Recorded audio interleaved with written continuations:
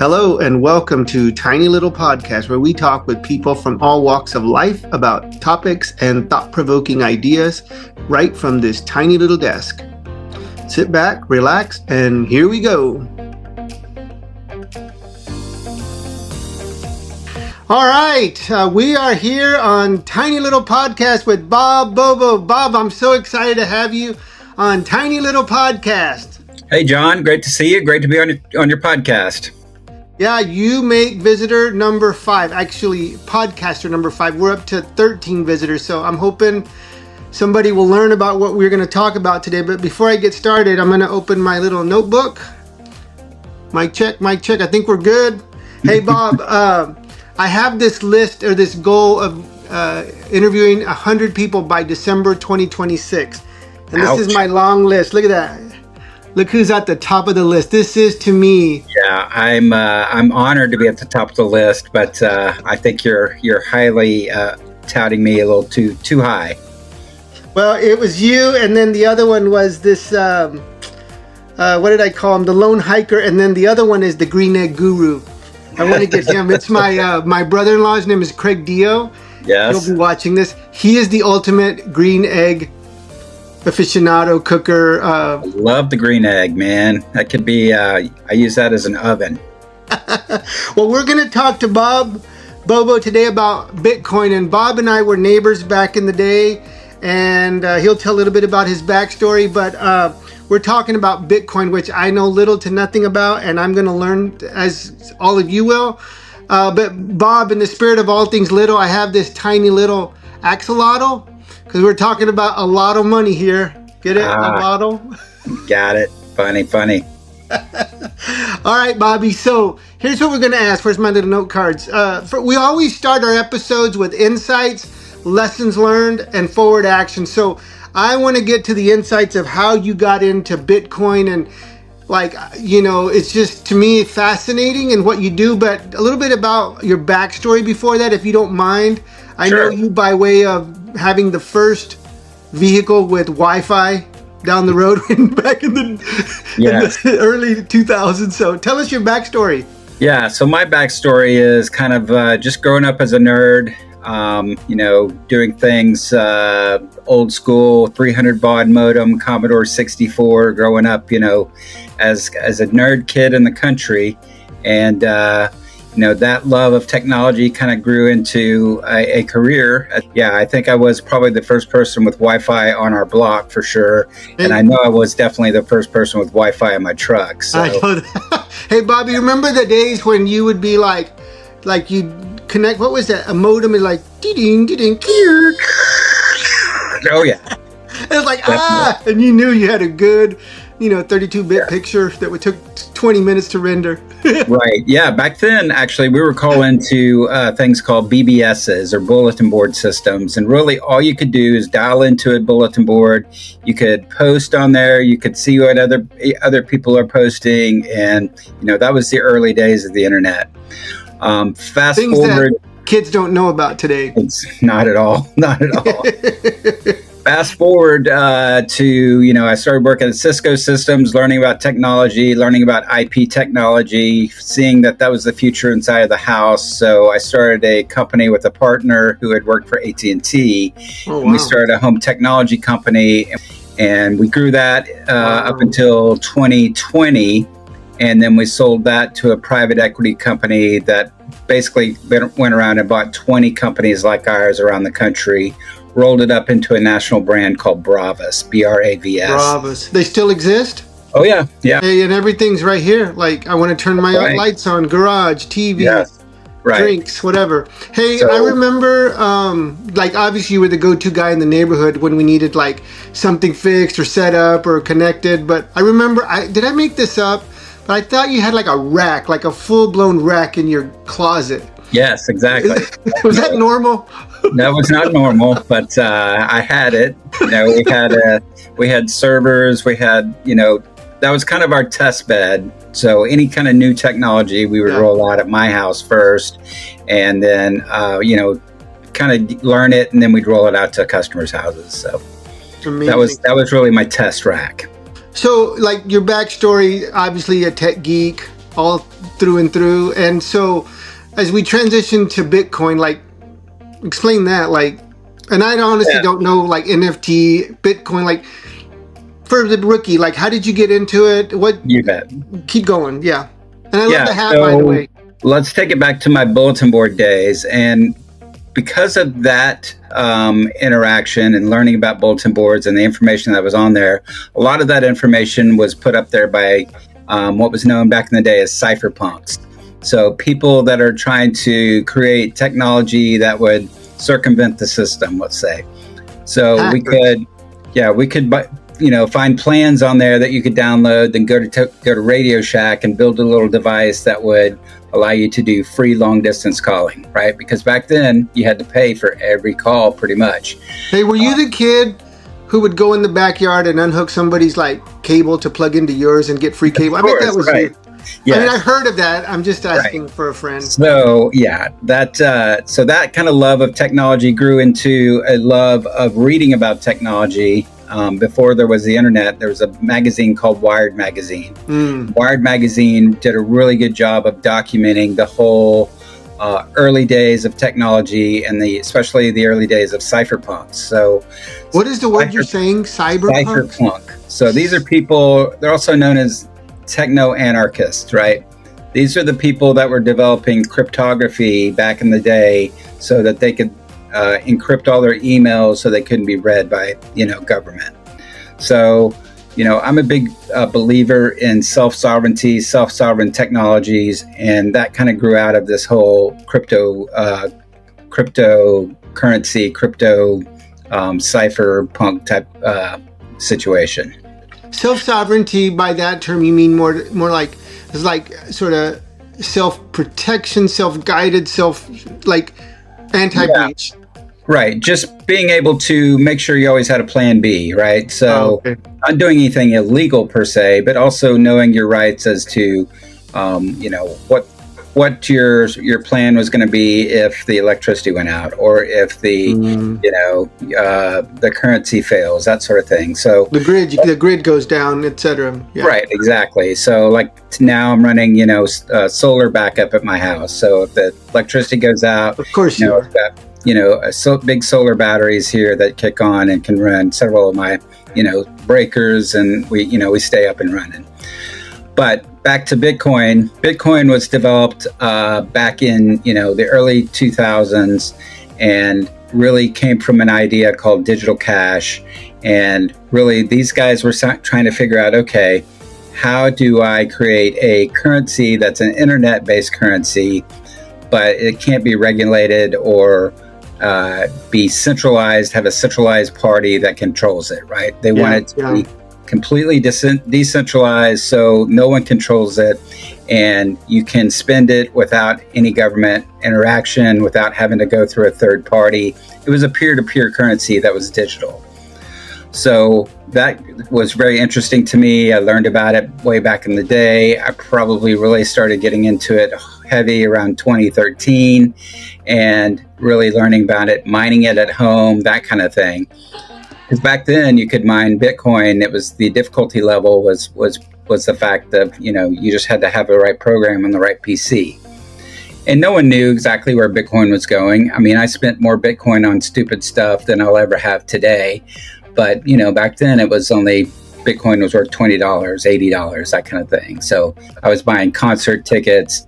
We would go on vacation. We'd find a restaurant that actually accepted Bitcoin. I mean, but it was free money, so why not spend it? So like the value of a Bitcoin, you could say, I'm going to buy X amount at $20 a coin. I mean, is that how that works? And then you say, I'm going to use this as currency to buy, like you said, concert tickets, hotel. And people accept it? Yeah, peer-to-peer, you'd find a bulletin board or, some sort of listing, somebody's trying to sell something and they accept Bitcoin. Okay, well, great. I've got X amount of Bitcoin. I'll send it to you. You send me your concert tickets, that kind of thing. Go to a restaurant and I'd have my wallet, my Bitcoin wallet on my phone. And, we exchange my wallet address. He would, I'd pay for my lunch with Bitcoin. He would be paid immediately. And I would, I'd be paying with free money, basically. And is it like stock? Obviously it goes up and down, and where if say you bought lunch for, the equivalent of a $20 worth of Bitcoin, that thing today is probably worth like. Yeah, Is I that a bad probably deal? spent $100,000 on a breakfast one time, based on What, today's value. but was it a Torchy's taco? Is the It question. was not a Torchy's taco, Love but me some Torchy's. yeah, So as you have gone over the years, because that was I think that might have been 12, 15 years ago that you have been doing that. I don't know, you tell me, but like the value of that gone up. Like I saw oh, something for you sent me sure. today, like that it increased like tremendously on a per Yeah, so today we hit an all-time high of $112,000 per coin, which is pretty significant. I still think it has a ways to go from there, but we could talk about that a little bit later. So crypto, Bitcoin was the first cryptocurrency, and a lot of people use cryptocurrency and Bitcoin interchangeably, and it really is not. They're not the same. They're not the same. Bitcoin is a type of cryptocurrency. It was the very first cryptocurrency that was created. Yeah. But since then, there's thousands of other, hundreds of thousands of cryptocurrencies that have been created. You can create what in the business we call a shit coin or a meme coin. I own a lot of those, I'm sure. Those can be created within 5 minutes and then put on a market and sold. A lot of those. A lot of the early coins like Ethereum and Monero and XRP, they have, specific use cases, right? So the purpose really for Bitcoin is kind of, think of it as a digital gold, a store of value, something that can hold its value over time. And the way that it does that is through a calculated release of X amount of coins. There will only ever be 21 million coins created. Wow. And then once the 21st million coin is created, there will never be any more. So it's a fixed supply. And then it's exchange of that supply, right? Like supply and demand, purchase and acquisition. Exactly, right. Okay, I get that. So unlike gold is that you have a fixed supply. Gold, they're still producing gold. They're still mining for gold. In fact, they found a new asteroid that has enough gold on it, if they could mine it, that it could make everyone on the earth a billionaire. So you know where that is? I might get the address. It's you can look it up. I just saw it online. So it's really? an asteroid. Yeah, it's an asteroid that's floating out there that has enough gold on it that could just destroy the gold market. So wow. Bitcoin is finite.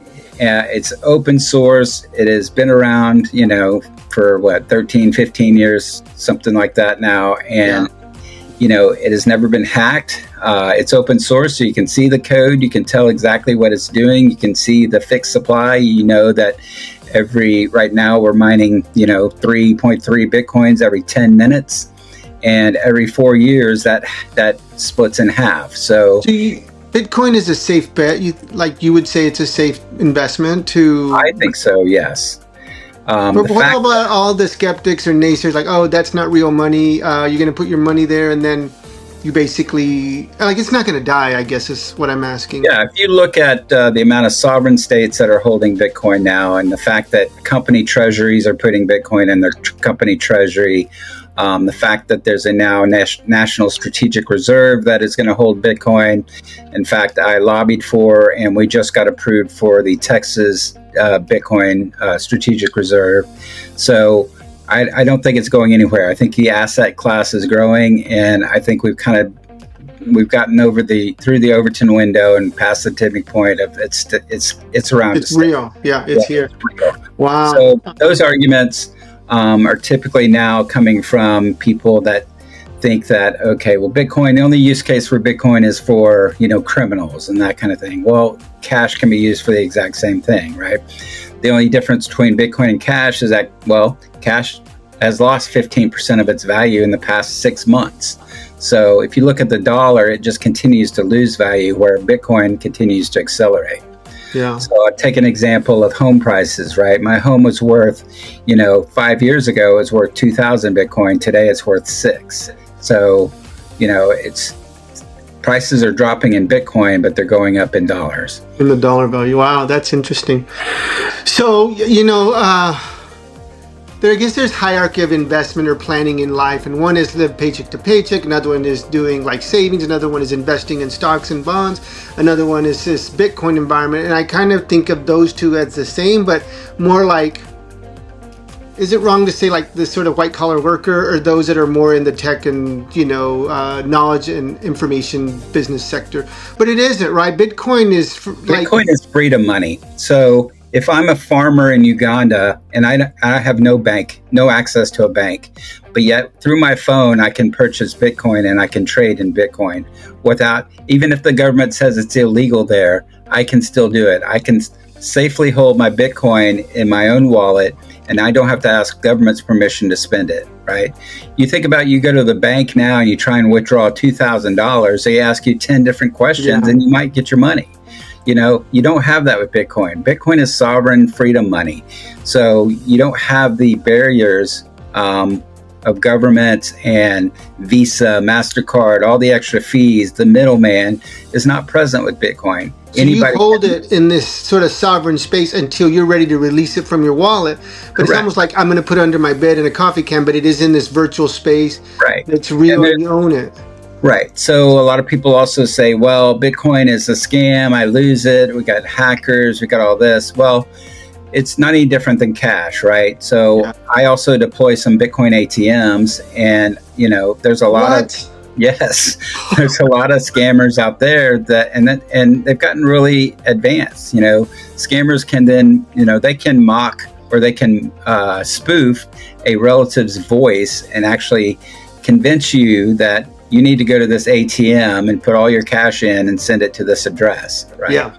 So that's very scary. So, we try and protect that by, showing different warnings. And, if you try and do too much cash, you have to, we actually have to place a call to my company before we even release it. So we try and sniff out all the scammers before that actually happens.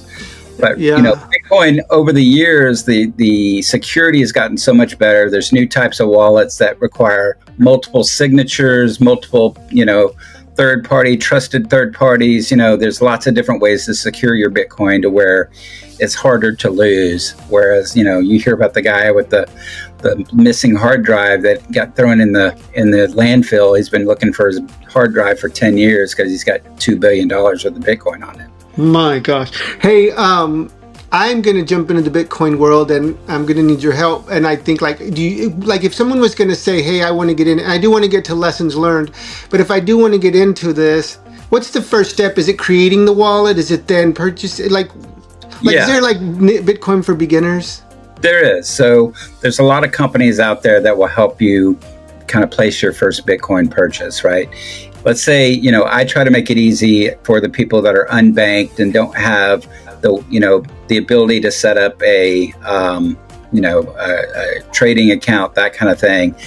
And I just say, hey, just go to my ATM and put your cash in, downloaded a wallet off the internet, and then that Bitcoin gets transferred straight to your wallet, right? So I try to make it easy for the people that are unbanked and don't have access to creating a trading account, all the way to the fact that the people that can just do it on Robinhood, on Cash App.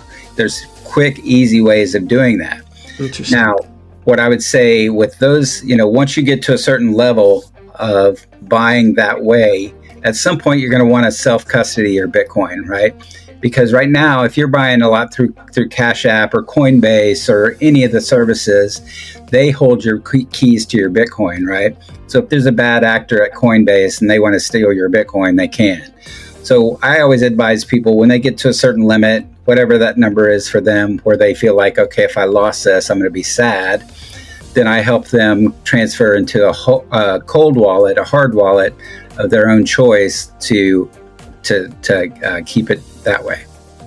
Bob, you are the Bitcoin guru, and I'm like part of it, you're going like this to me, like, shoo, and other parts I'm like, I get this sense of sovereignty and It's the whole idea of going through like the Cash App or something is you just released back to someone else like you would regular cash, and you're saying come back to this, I forgot what you called it, cold wallet or whatever, but Yes. you're always coming back to the original intent of what Bitcoin was meant to be. And Yes. So yeah, there's like I said, there's lots of services that make it easy for you to kind of get into Bitcoin, but at some point you're going to feel like, okay, well, the original intent is for this to be peer-to-peer transaction, self-sovereign. I don't have to worry about a government shutting it down.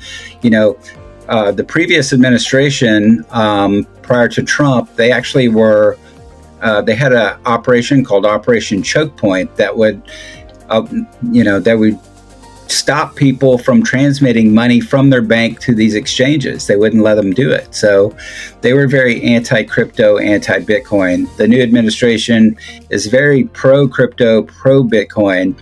And I hate that it's all gotten political because it defeats the actual purpose of Bitcoin being freedom money and sovereign money. It's really more of a, it's anti-political. I hate the fact that it's become political. That independence element. You know what? Like, I know that at the end of this, we're going to talk about where people can go to learn and get more insights. But like, as you've been doing this over the years, obviously you learned not to buy $100,000 burger based on the value of the Bitcoin. But like, yes, like having done this, and anybody who's going to do it, or maybe they're in the middle of it, like, what is, like, you've already kind of told us some lessons learned, like stay away from, well, keep it sovereign, keep it freedom money. But like, well, like you probably made a lot of mistakes along the way to get to where you are. But what are like some quick, short lessons you've learned that could help somebody? Lessons learned are: do not buy Bitcoin if you are looking for a get rich quick scheme. Can it be that? Yes. Bitcoin is very volatile. It goes up and down all the time. But if you have a longer horizon to be able to just set the money away and watch it grow, then Bitcoin is a great solution for you. So, typically over a 4-year, we call it a 4-year cycle, Bitcoin can go up 200%, it can draw down 80%. I mean, but over time, if you look at Bitcoin over time, the past 5 years, the compound annual growth rate is over 60% per year. Wow. Now, typically how that happens, you got 3 good years and a down year. So it's a 4-year cycle. So if you can hold it for 4 to 5 years without really needing the money, then Bitcoin is a great option for you. So let me ask you this, because this is what I don't understand, is like a stock or investment, you keep it there, it drops, but you don't move it, you sleep, because like it's that long-term game, what you just mentioned. Right. But you also mentioned like you use it for purchase and currency. Like, so is there a model where you say don't touch it for 4 years, but then you do, or you're just kind of picking that third of it or fourth of it? Like, how does that work? I subscribe to spend and replace, right? So a big deal this year, and it's been a boon for Steak and Shake, is the fact that they accept Bitcoin at their cash registers now. And every time we have a Bitcoin group that meets every Friday at Steak and Shake, and every time I just spend and automatically replace it. So that's my suggestion, is a spend and replace model. I generally tell people to never sell their Bitcoin, especially in large chunks, because now it is an asset class that you can actually borrow against. So every time you sell Bitcoin, it's a tax event, right? So just like selling a stock. Hopefully that will change over time, but right now that's how the world we live in. So most people are of the philosophy of don't sell your Bitcoin, hold it, and use it as collateral. So there are lots of companies, and I expect banks to move into this in the next few months, to where they can hold Bitcoin and you can borrow against it. Bob, I'm learning so much, like just buy and replace or sell and replace, freedom money, sovereign state, etc. It's like so many just short lessons that you shared. But I would just kind of moving to the tail end of this 3-part interview is sort of the forward actions. And it's like, sounds like you're in the middle of a lot of forward action with the new sort of political structure supporting this currency. But like, as you've kind of gone through this, I'm buying, acquiring Bitcoin, I'm exchanging Bitcoin, but now you're doing a lot more as you're educating, and you said something about Bitcoin 18. What's next for you? And like, what's the long game? Like, Yeah, I'm just growing the advocacy for Bitcoin, right? So I'm involved on the political level in the state of Texas. Like I said, I was down at the state capitol multiple times testifying in favor of the Bitcoin Strategic Reserve. We actually had it pass through the House and Senate and signed into law this past June 21st. So that was exciting. I continue to spread the word through. I've got an email list. If you want to join, you can go to ntxbitcoin.com. You'll get a pop-up. You can sign up for my email newsletter. You can sign up there to book time with me, and we can talk about different strategies that might work for you when buying Bitcoin.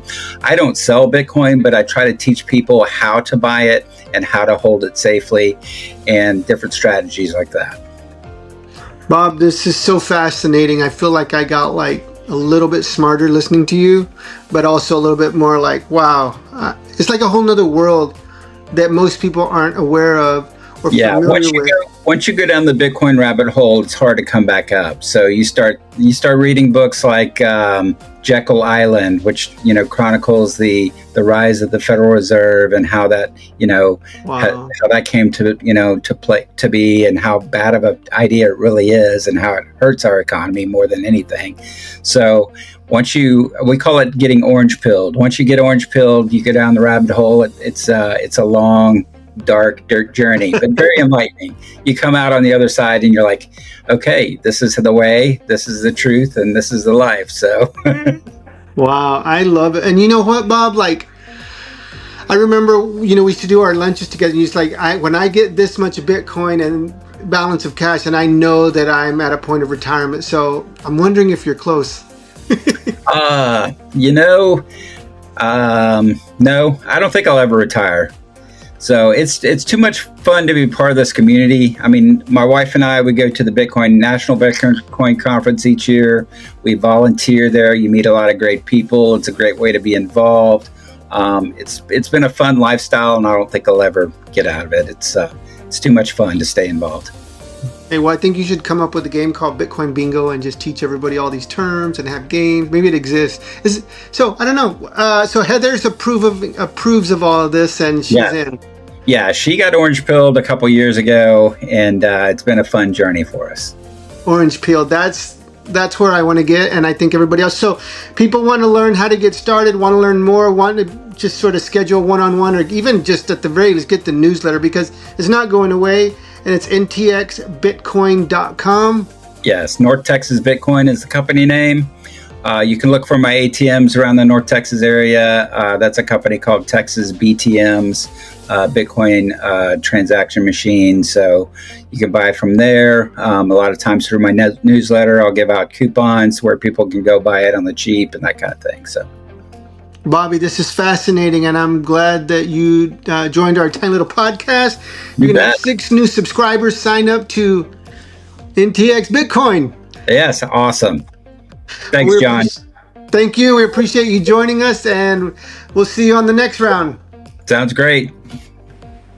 That's all for today. Insights, lessons learned, and forward actions. If you'd like to be a guest on Tiny Little Podcast, visit our website at jocolaunch.com/TLP.